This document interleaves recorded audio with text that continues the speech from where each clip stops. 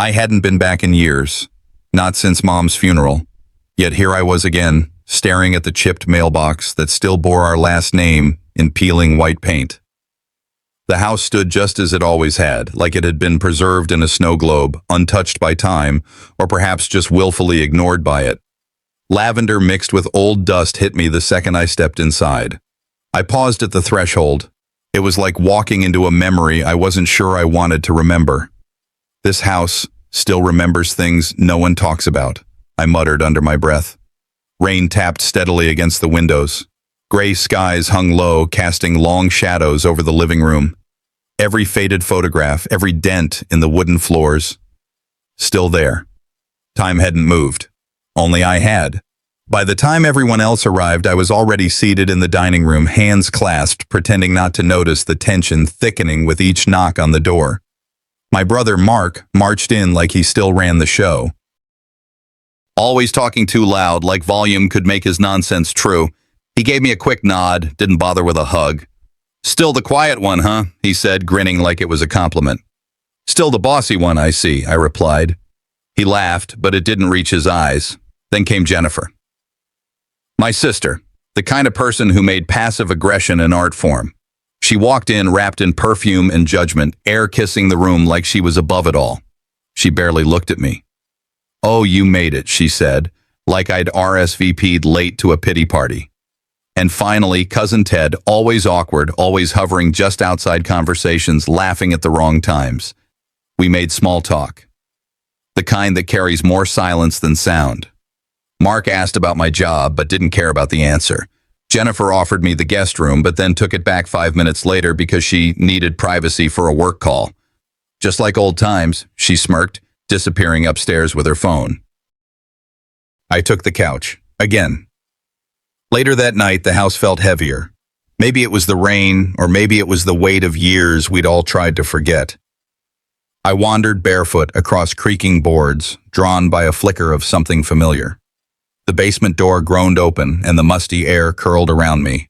The old surveillance system Dad had built, like a Cold War bunker in suburban Missouri, still sat on the metal rack, wires tangled, monitors stacked like forgotten relics. Dad was obsessed with security. Truth, protection, proof, he'd said, like a mantra, like a warning. I brushed off a layer of dust. One of the monitors blinked. Red light, live feed. I froze. It was my old bedroom. I hadn't stepped foot in that room in 15 years. Why the hell was the camera still running? I hesitated, fingers hovering over the playback button. Part of me whispered to let it go. That part always whispered. But I didn't listen. I pressed play. At first, nothing unusual. Just the hum of the room, curtains swaying slightly, my old bookshelf still crooked. Then, movement. Someone entered. A figure. Familiar. Too familiar. It was Jennifer.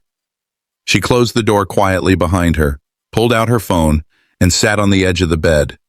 Her face twisted, not in sadness, but calculation. She began speaking. At first I couldn't make out the words. Then they came through, muffled but clear enough. "He has no idea. After the will. Not until Monday." I leaned in, stomach twisting. "Keep it quiet. He's always been slow to catch on." She laughed, cold, dismissive. I felt my pulse in my teeth, my own sister. I reached for the volume, but my hand stopped midair, because that's when she said my name.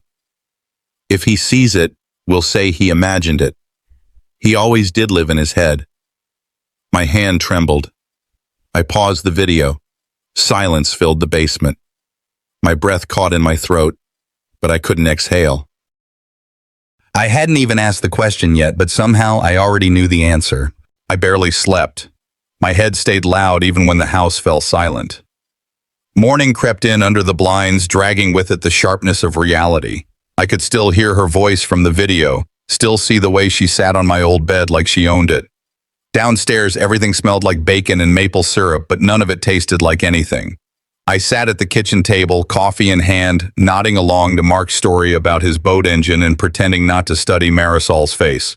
She was chipper, too chipper, overchewed smile, fast chatter, eyes darting too quickly. "Did you sleep all right?" she asked, placing a glass of orange juice too close to me. "Like a rock," I lied. Truth was, I hadn't blinked at peace since hitting play on that footage. I could hear Dad in my head again, like he used to say, "The truth always arrives on its own feet. Don't rush it." So I didn't. I just watched. Later that morning, while the others went on a grocery run, Mark grumbling about forgetting eggs and Marisol insisting on a specific almond milk, I slipped back down to the basement. The monitor was still blinking. I sat on the stool, took a breath, and rewound the clip. Again, this time I watched slower. Her posture, her tone, every second. Then I saw it. Just after her phone call, Marisol got up, walked to the closet, pulled out the middle drawer, my old keepsake drawer, and tucked something inside. Small, shiny, deliberate. She shut the drawer like she was hiding a loaded gun. I turned up the volume. There was a second voice, muffled. Male, not on the phone. He was in the room. I leaned closer. It wasn't Dad. Wasn't Mark. "Bram?" I whispered. My nephew had always been a little jittery around me, but lately he'd been downright twitchy. Now I was wondering if that was guilt or fear. I sat there, fingers clenched tight on the mouse, the cursor hovering. Was I crossing a line? Was this surveillance or self-defense? Then I remembered. No one warned me the cameras were still live. No one thought I'd check. That made their silence permission. I copied the footage, plugged in an old USB I found in the drawer beside the monitor, saved the file, renamed it something plain, April28.move, and slid it into the side pocket of my toiletry bag, under the travel-sized shampoo. My hands didn't shake. Not yet. By dinner, the tension was back, bubbling just beneath the tablecloth. Mark talked louder. Ted laughed harder. Bram barely touched his food. And Marisol? She was glowing again, like someone who just paid off a secret. "You've been quiet today," she said, passing me the salt without looking up. "Just soaking it all in," I replied. She smiled, but it twitched. "Still always watching, huh?" she added. "You never could just let things be." "Funny," I said, laying down my fork. "I was just thinking about that drawer in the guest room. Remember how we used to hide stuff in there as kids?" She froze. Not visibly, not for long, but I caught it. Just half a second. Then came the laugh, polished, hollow. "Oh, that old thing, probably filled with dust and nail clippers." Maybe more than that. Before she could reply, Bram stumbled through the doorway, tray in hand. He slipped, plate crashing to the floor, spaghetti sauce spreading like blood across the tiles. Everyone jumped. Marisol ran to him. Mark muttered something about being clumsy. I stayed in my chair, watching, waiting. This wasn't sibling squabbling. This was a script they'd been rehearsing behind my back. They were keeping something from me, and they weren't even trying that hard to hide it anymore. I didn't know what it was yet, but I knew it was real, and I wasn't going to let it slide. That night, once the house stilled again, I moved carefully. Took the USB from my bag, placed it inside an envelope, and wrote 3 words on the front in block letters, "In case needed." Then I pulled back the corner of the rug in Dad's old office, pried up the loose floorboard where he used to hide emergency tapes, and tucked it beneath. Covered it up like it was a seed I needed time to grow. I didn't leave it because I was scared of them. I left it because I was scared of myself, of how far I'd go to make this right, of how many lies I'd forgiven just to keep peace. But I wouldn't be quiet anymore. I'd speak, just not yet. They were all outside. I could hear the distant clink of grilling tools and Marisol's fake laugh bouncing off the fence like wind chimes trying too hard. That was my window. I moved through the hallway quiet as a thought, turned the knob to the guest room, and slipped inside. It hadn't changed. The comforter still tucked tight, curtains stiff like no one trusted sunlight to touch the truth. I crossed to the closet, crouched down, and pulled open the drawer I'd seen in the footage. Fingers trembling, I ran them along the wood grain until I found the false bottom I remembered from when I was little. Used to be where I'd stashed drawings, secret notes, broken pieces of lockets I couldn't throw away. I lifted the panel. There, tucked deep into the shadowed corner, was a yellowed envelope. Worn, folded, thick with age. I opened it slowly. Inside were several letters, creases so sharp they felt like blades. One was addressed to me. My full name, No one ever called me that, not since I was grounded for speaking back at 13. The handwriting stopped me cold. It was Mom's. I sat on the edge of the bed, the envelope heavy in my hands. My mother never wrote to me, not once. Not even when I moved out, especially not when she died. I unfolded the first letter, heart drumming slow and deep like a warning. The ink had faded, but the words still hit. I wish I could have protected you better.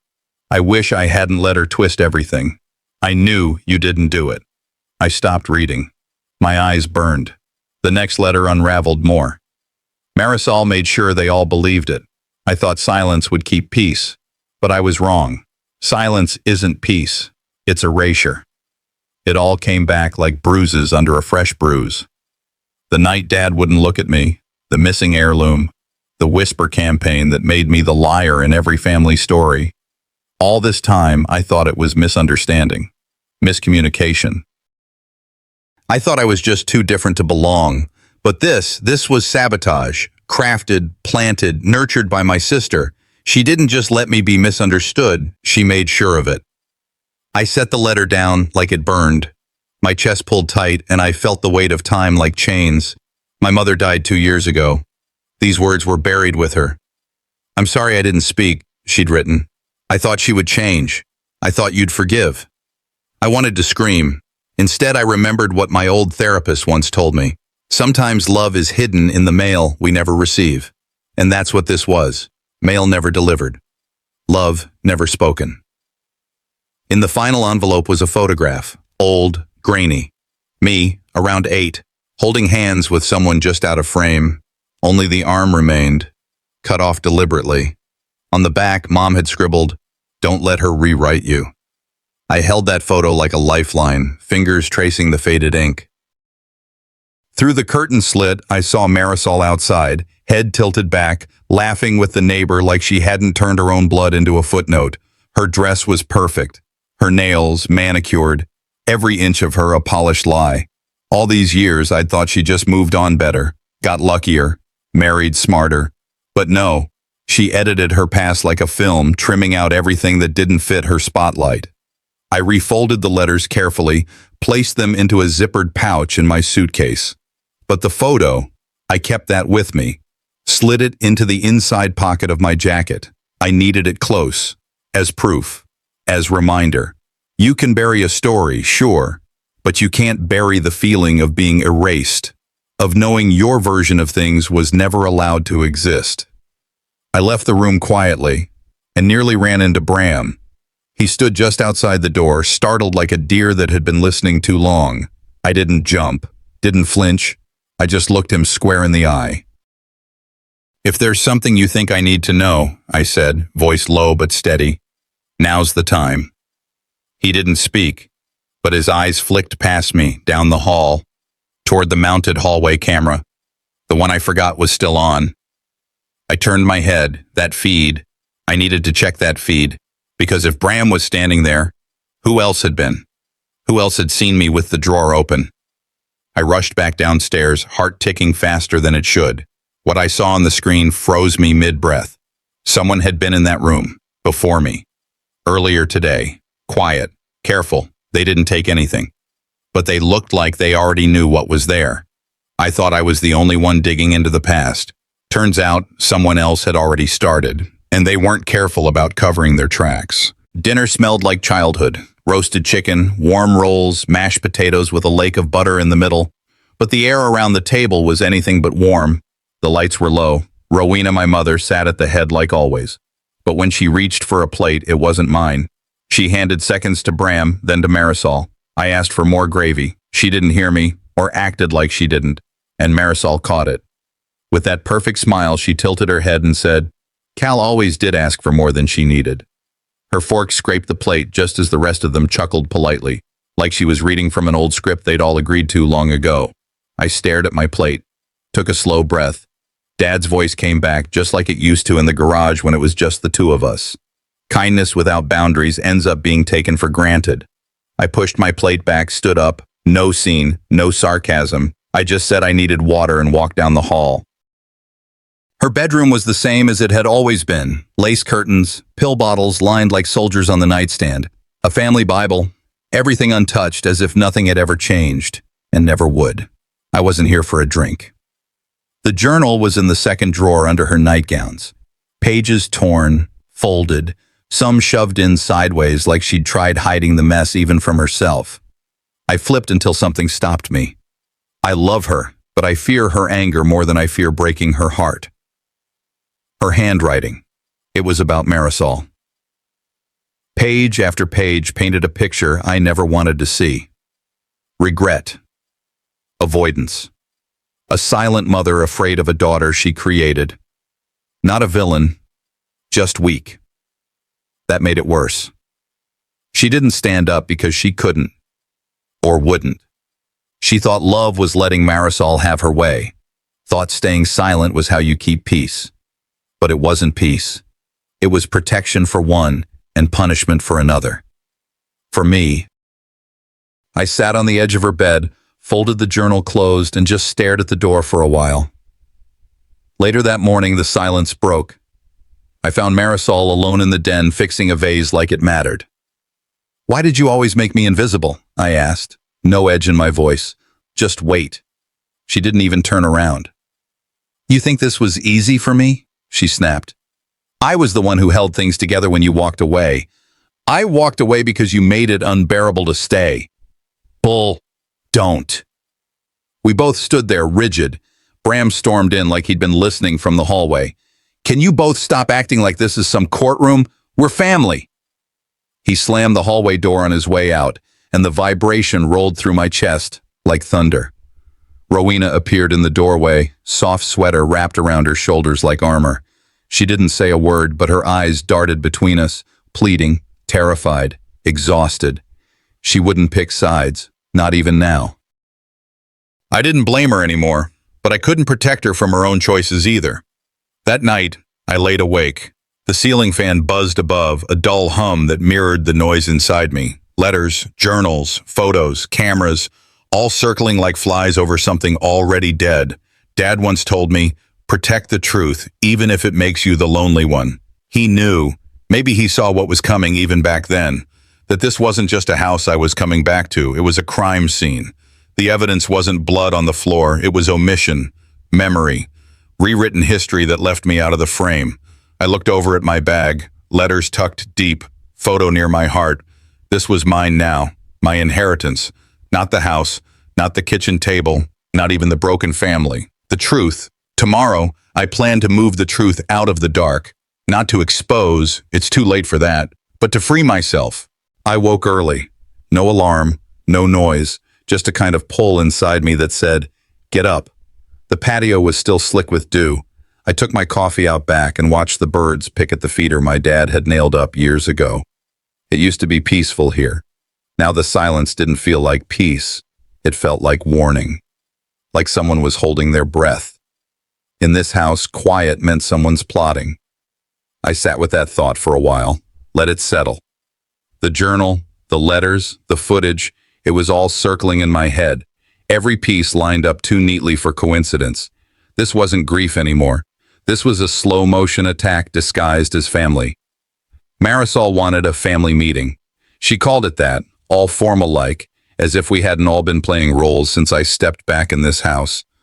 But I wasn't afraid anymore. I wasn't even angry. Just done being silent. Let them talk first. That's what I decided. Let them dance around the truth like they always do. I'll be the one to flip the table when the time's right. By early afternoon, they were all assembled in the living room. Bram sat curled at the edge of the armchair, pale and twitchy, while Mom stared at the mantel like it had something new to say. Marisol stood dead center like she was about to present a PowerPoint, her voice too chipper, hands folded so tight they trembled. "We're here to clear the air," she said. "As a family."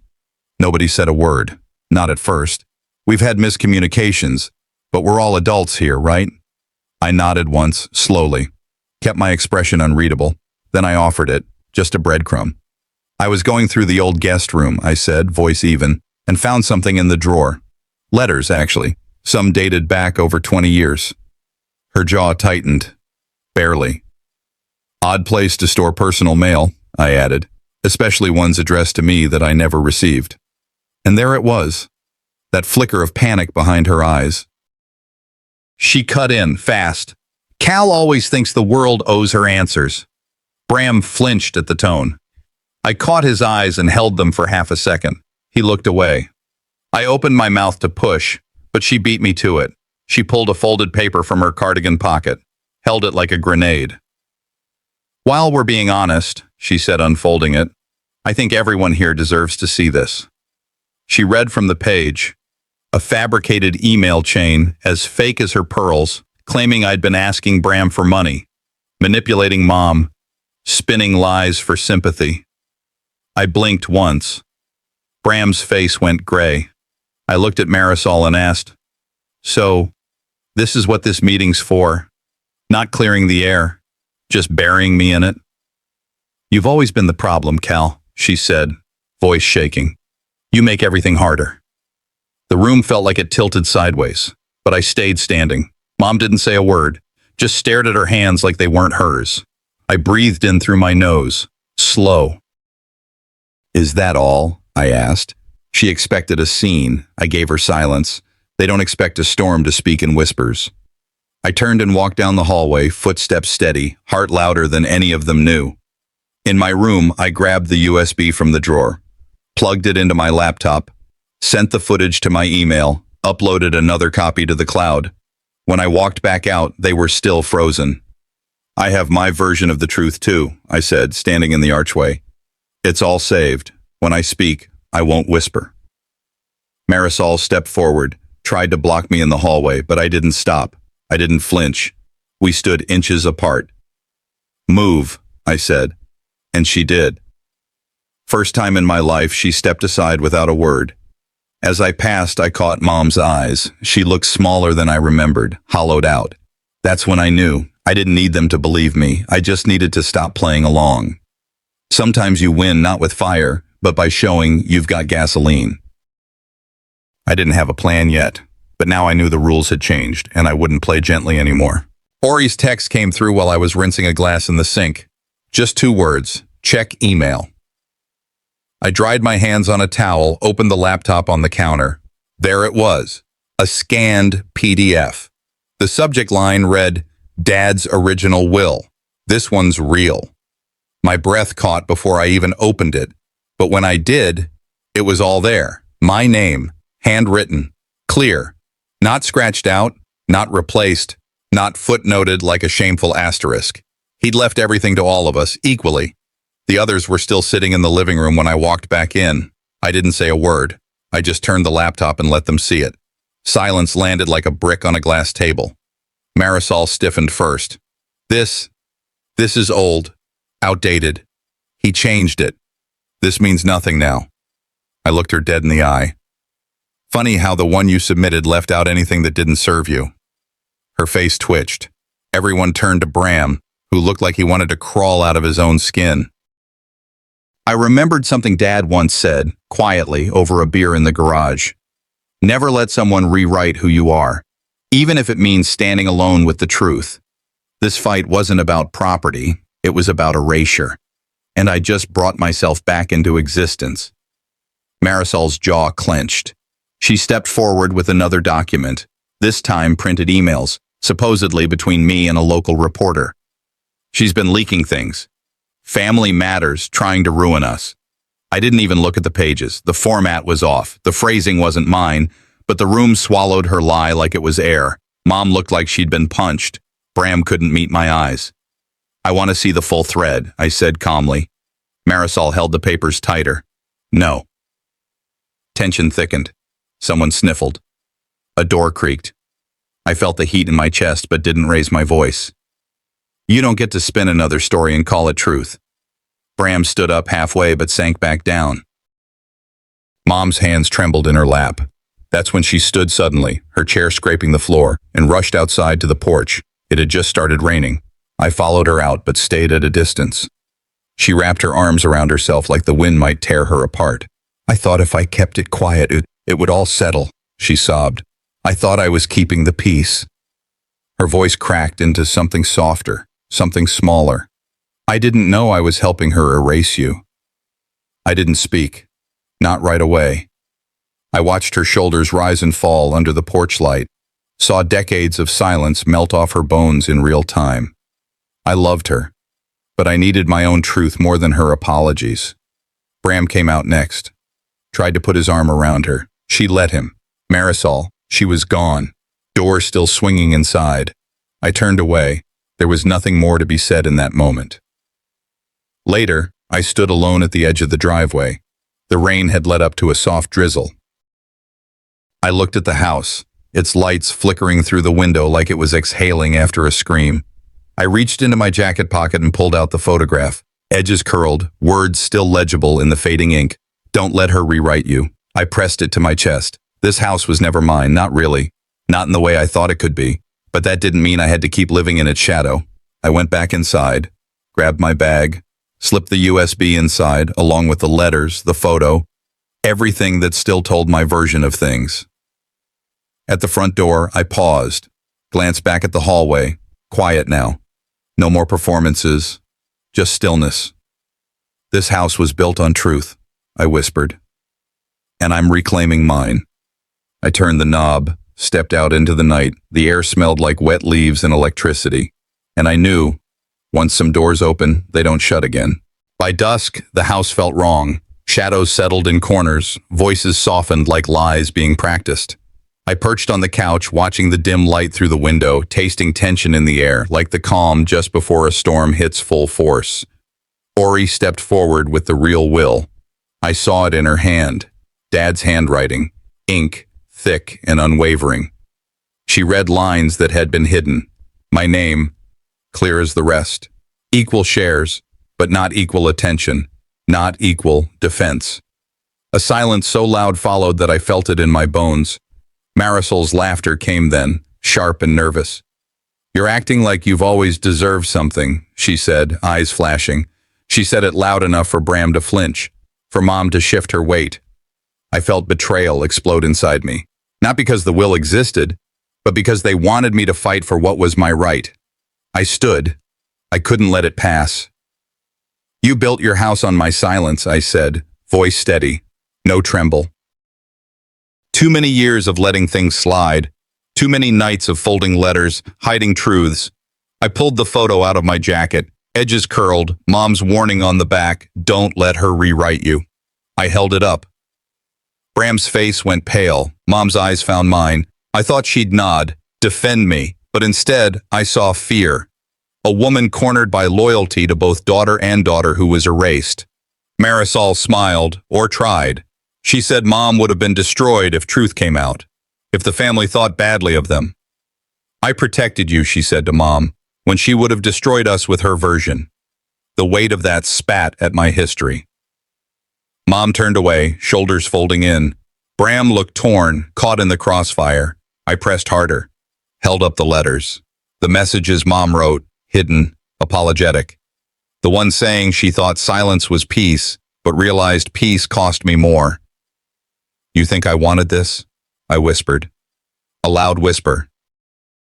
That I planned to come back and be seen only when someone else handed me permission to exist? Marisol's face hardened. You never let us help, she spat back. You left, made everyone believe you didn't care. I cared enough to collect the truth, I said. Mom stumbled toward the door and ran out into the porch as night began to fall. Rain started soft, then harder, splashing roof and steps. She wrapped herself in the porch's dim light, arms around herself, as though she were cold from more than the weather. I didn't follow her at first. I stayed inside, watching Bram's posture slump, Marisol's facade cracking, every accusation bouncing back like a mirror of guilt. Oh, Mom, I said under my breath. I loved you, but I needed my own voice. Then I stepped outside. Rain soaked through my shoes, porch boards slick. I held the photograph tight. It felt heavy, but it was mine. I said quietly, they don't decide who I am. Marisol didn't come out. Bram paused in the doorframe. Mom lifted her head, eyes wet, not hate, but sorrow. I left the house, not with a slam, not with anger boiled over, with doors open behind me and knowing the echoes of everything inside would follow. Some truths shatter things, but I'd rather live broken than live erased. I came back that night with wet hair, damp shoes, and the sound of my own footsteps on the porch louder than anything I'd heard inside that house all day. Porch light flickered, cheap bulb, never replaced. I stood there a second longer than I needed to, hand in my coat pocket, fingers wrapped around the old recorder. His voice was still on it, raspy, firm. Protect the one no one sees. That's what he said, years ago, before the silence took over. He didn't mean protect her with lies, he meant stand up when nobody else will. I stared through the front window. Shadows moved inside, the outlines of people restless in their own guilt. And all I could think was how easy it is to believe the stories they tell about you when you've been trained to doubt your own. I stepped in. The air was thick, like the walls themselves were holding their breath. "Can we talk?" I said. Not loud, but loud enough. Lights snapped on. Faces turned. Bram in the corner. Marisol by the fireplace. Mom sitting stiff in Dad's chair. None of them spoke first, so I did.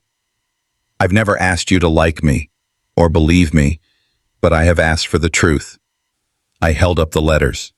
"You told me to stop digging. I didn't. You warned me it'd destroy us. It didn't. It just uncovered what was already broken." Nobody moved. "I found the will, the real one. I found the recordings, the camera. I've got copies. And I'm not here to beg for a seat at this table. I'm here because I deserve it." I wasn't shaking. Maybe I should have been. But there's a calm that comes when the worst thing already happened, and you're still standing. I looked at Mom. He told me I mattered, that I was written in before any edits were made. I took a breath. "You know, Martin Luther King once said, 'In the end, we will remember not the words of our enemies, but the silence of our friends.' And all of you, every one of you, sat quiet while I disappeared." I glanced at Marisol. "You said silence kept this family together, but it's a lie. Hiding things didn't save us, it just buried me deeper." For a second I thought she'd speak, but her jaw just tensed. That's when Mom stood. Her voice was soft, uncertain. "I should have stopped this," she said. "I should have stood up for you. Years ago. I let Marisol lead. I thought it was easier if one of you won, but I let her win by erasing you." Marisol snapped. "You're blaming me now?" Mom didn't flinch. "I'm blaming myself for knowing the truth and not speaking it, for knowing you were written out of that will and letting it happen, because I was afraid." Bram looked down. No defense, no shield. I nodded. That was all. A nod. Not forgiveness, not closure, just acknowledgement. "I don't hate you," I said, "but I won't stay here either." I walked to the hallway, picked up the small bag I brought when I came back. Letters, the flash drive, the photograph, all of it. As I reached the porch, I looked back at the house. Warm light spilled from the windows. It looked like home, but it never really had been. Not for me. I pulled the photograph from my pocket. Dad's note still faded on the back. "Don't let her rewrite you." I laid it gently on the doorstep. They could keep the house, keep their dinners, their group texts, their holidays, but they couldn't keep my story anymore. I turned the doorknob slowly, then closed the door behind me. "I'm not walking away from family," I whispered. "I'm walking toward truth." Keys in hand, I stepped off the porch. The gravel crunched under my boots as I opened the car door. As I pulled away, I heard the front door open behind me, footsteps on the wood. I didn't look back, but I knew someone had followed. I woke up to quiet, not the kind that follows an argument or hides something in its belly. This was clean silence, the kind that doesn't owe anyone an apology. The sunlight streamed in through the thin curtains of my apartment, catching on the edge of an unpacked box, still labeled in Sharpie. Truth. Inside were the letters, the camera, and a few notebooks. Next to it on the nightstand sat a photo frame, turned face down. I hadn't been ready to look at it again just yet. There was peace in the way the floor creaked, in the soft hum of traffic outside. The walls were bare, but they weren't empty. They were becoming mine. I moved slower now, morning coffee before checking email. No rush to impress anyone. The art co-op let me work odd hours, paid little but gave me space. I showed up, I helped frame, I learned people's stories. It helped. Weeks had passed. Marisol hadn't reached out. Not a text, not a call. Bram had sent a letter, short, no apology, just a drawing Cal made years ago. I kept it. Mid-morning, someone knocked. When I opened the door, Cal stood there with a duffel bag slung over one shoulder. They looked like they hadn't slept much. "You said the offer was open," they said. "That's still true?" I stepped back and nodded. No big moment, no movie music, just space made and taken. We unpacked the bag together in silence. Cal set the old camera on the counter. "Figured it belonged with you." We didn't talk about what happened, not yet. Instead, we made grilled cheese and ate it standing up in the kitchen, sipping iced tea like we had time. There was something about that silence that felt like a handshake between two people who understood things don't get fixed, they get lived through. Later, Cal said, "I don't want to pick sides anymore." "You don't have to," I said. They just nodded. That evening, I drove past the old house, didn't mean to. Just ended up on that street. I slowed near the curb. Porch light was on. Mom sat out there with Marisol. Their bodies weren't stiff like before, just still, like people carrying weight they'd gotten used to. I didn't stop, didn't wave. Forgiveness wasn't owed, and I wasn't offering it like a gift, but I also wasn't carrying the anger anymore. My therapist once said, forgiveness isn't letting them off the hook. It's setting yourself free.